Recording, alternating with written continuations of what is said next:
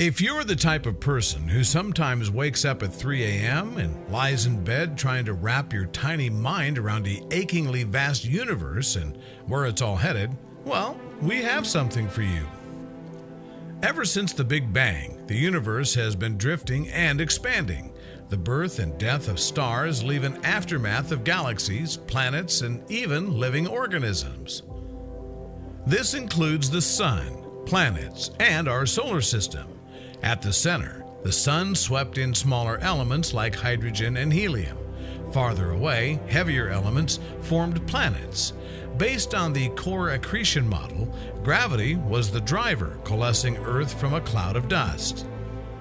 Though Earth was neatly orbiting the sun as a rocky mass 4.5 billion years ago, no organism could survive there. Radiation from the recent supernova kept the planet extremely hot, its surface molten, and oxygen was non-existent. Plus, incredibly massive meteorites and asteroids frequently slammed onto the surface. The Earth got so hot it began melting. Heavier material sank to the bottom. Lighter stuff rose to the top. Some elements evaporated. This transformation created the Earth's layered core and mantle, crust, atmosphere, and magnetic field. Without it, Earth would be blasted by harmful rays from the sun. Before you learn everything about the Earth's history, hit the late Hadean Eon. The Earth was still in its late bombardment stage. There is no life. Temperatures are extremely hot, with frequent volcanic activity and hellish environments. The atmosphere is nebular, possibly early oceans or bodies of liquid water. The moon is formed around this time, probably due to a protoplanet's collision into Earth.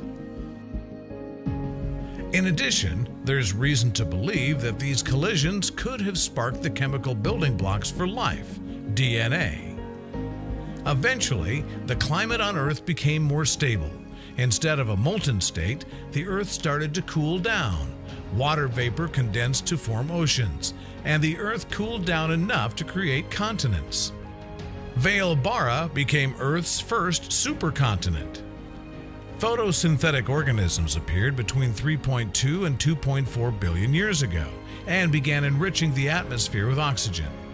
Single-celled organisms consumed the sun's energy. As a waste product, this cyanobacteria eventually filled the oceans and atmosphere with oxygen. Earth now had an oxygenated atmosphere for new life to flourish, but it wasn't cyanobacteria. Oxygen was toxic for them.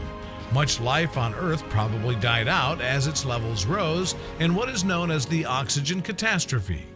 Imagine a dominant species polluting the planet until extinction. Resistant forms survived and thrived, and some developed the ability to use oxygen to increase their metabolism and obtain more energy from the same food. At this time, methane was more abundant in the atmosphere. One thing that methane did very well was trap heat in the atmosphere. It's one of the most efficient greenhouse gases. So when oxygen combined with methane, it produced carbon dioxide. All of a sudden, the greenhouse effect wasn't as strong. As a result, the whole planet froze. It was snowball Earth for the next 300 million years. As oxygen filled the atmosphere, Earth's ozone layer thickened. Before the presence of an ozone layer, life was restricted to shallow water. Because water shielded harmful radiation, that's where life existed. Eventually, a thicker ozone layer enabled life to diversify on land. 541 million years ago, hard-shelled invertebrates originated in the oceans, and life got more diverse from there. Next came the age of fish, when thousands of fish species arose. Plants and fungi were the first to venture out of the water, requiring them to adapt to new conditions on dry terrain. Some fish stayed in close proximity to land and gradually adapted to life there, simultaneously developing lungs. Amphibians were the first vertebrates to make the move to land. The transition to life on land benefited these creatures because there was no predators to begin with, and food was plentiful. That was the start of the age of amphibians. Then, 250 million years ago, was the Permian extinction, which caused extinction of 95% of all living species. When Earth's climate became hotter and drier, rainforests collapsed, triggering the Age of Reptiles, unanimously depicted by Tyrannosaurus rex, locked in eternal conflict with mortal enemy Triceratops. Because reptiles evolved to dry land conditions, they gained a unique ecological advantage. Also notable is that Pangaea existed as one supercontinent in this era. Dinosaurs lived on one supercontinent. Plate tectonics were the mechanism that eventually tore continents apart. Don't forget that dinosaurs existed for 160 million years, so continental drift gradually rifted dinosaurs apart. From between the feet of stomping dinosaurs, ratty animals scurry about, cue an asteroid impact, and the age of mammals begins. Mammals evolved from mammal-like reptiles called therapsids about 200 million years ago, and birds from small theropod dinosaurs about 150 million years ago.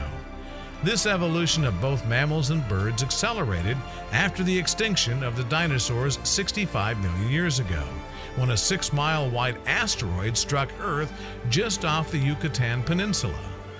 This ejected vast quantities of particulate matter and vapor into the air that occluded sunlight, inhibiting photosynthesis.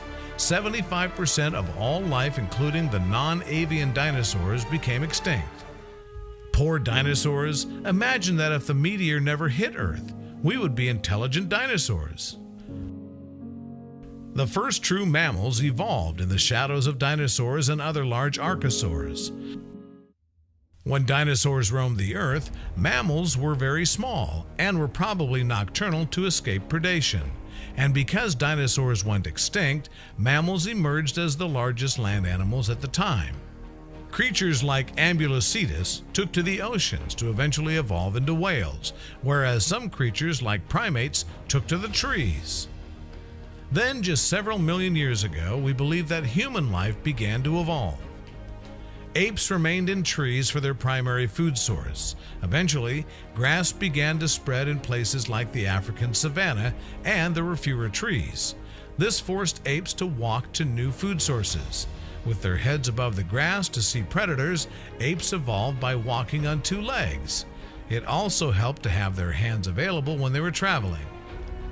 Brain size increased rapidly, and by 2 million years ago, the first animals classified in the genus Homo had appeared. They were known for sharpening objects with silicon rocks. They began to master the use of their hands and fingers.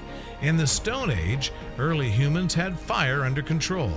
This enabled them to cook their food, giving them more calories. Modern humans, Homo sapiens, learned to make more complex sounds and share information in groups. They are believed to have originated around 200,000 years ago or earlier in Africa. The oldest fossils date back to around 160,000 years ago. And since then, humans have struggled to survive, or maybe Earth has. 5 billion years to build the Earth, and only several years to ruin it. What do you think about Earth's story? Share your thoughts in the comments, and don't forget to hit the like button below the video and click subscribe to stay with Googleplex.